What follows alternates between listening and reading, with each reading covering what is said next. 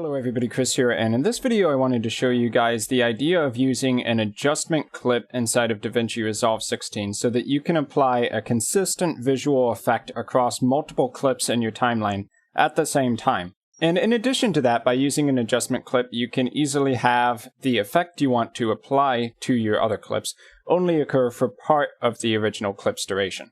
So for instance, we have two clips right here, a shot of a forest and a shot of a beach. One easy effect that we could apply to both clips at the same time would be to do a zoom in effect. So if we go over to the effects library and you go down to effects, you can find adjustment clip there. So with the adjustment clip, you simply drop it into your timeline above the video tracks that you want to affect. That's important because any video tracks above it will not be affected. So if you have video track 1 and 2 and you want both of those to be affected by this adjustment clip, then make sure you position your adjustment clip above that.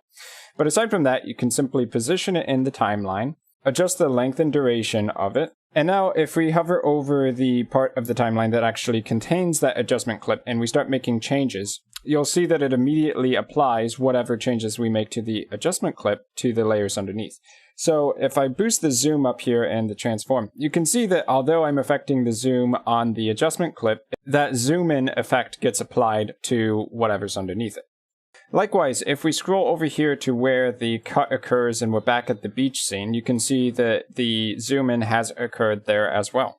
Now, because the adjustment clip only modifies the underlying clips, we can adjust the position or duration of this adjustment clip as long as we need it to be without worrying about affecting anything underneath it. So the original clip will stay intact, but we can easily make adjustments or modifications to it. Now, worth mentioning that because it's still a clip in the timeline, we can animate it just like any other clip. So if I wanted the zoom in to occur over time, I could go to the start of this adjustment clip, set a keyframe, find where I want that zoom in effect to end, and set the keyframe there.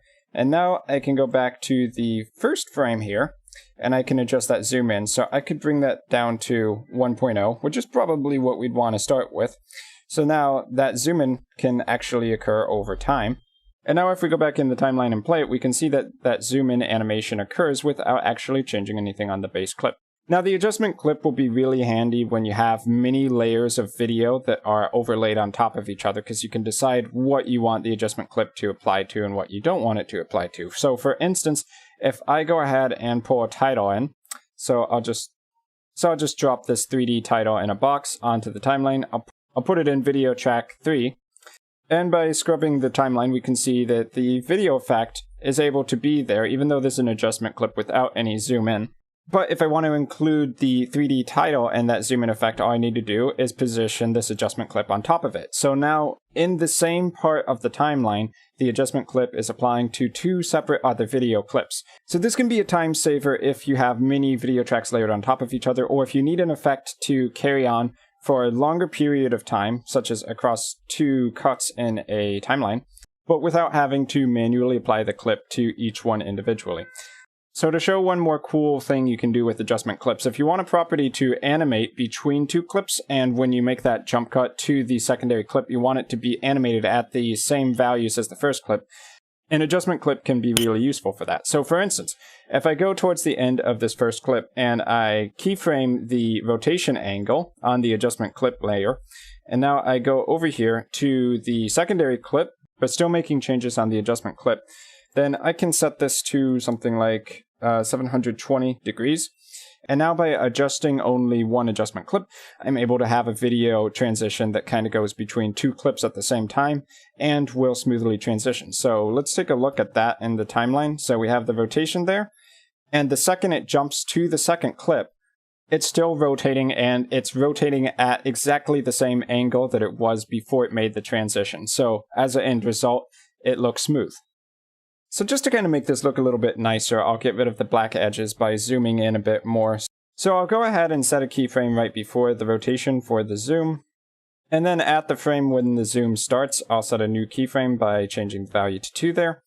And now it should do the rotation while it's zoomed in.